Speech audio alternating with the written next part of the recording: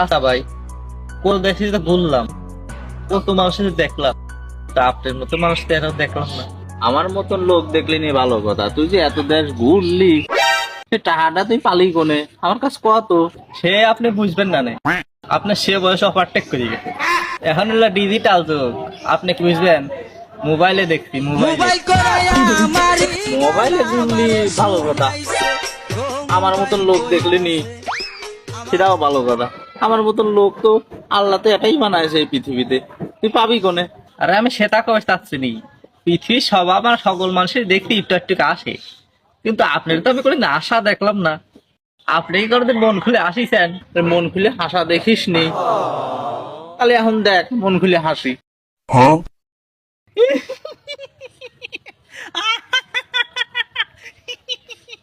পাইছে পাইছে।